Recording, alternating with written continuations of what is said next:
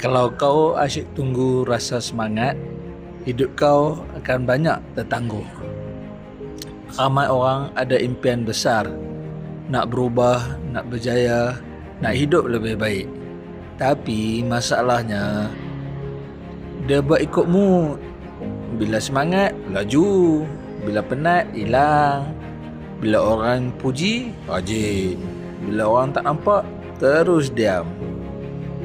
Sebab tu hidup dia naik turun. Hakikatnya orang berjaya pun malas juga kadang-kadang. Bezanya apa? Rasa-rasa bezanya apa?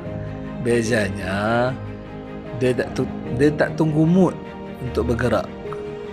Dia tetap buat walaupun tak rasa nak buat.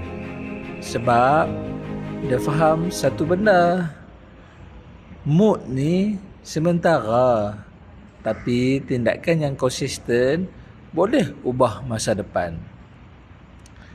Kekuatan sebenar bukan masa kau bersemangat, tapi masa kau tetap jalan walaupun hati kau tengah berat.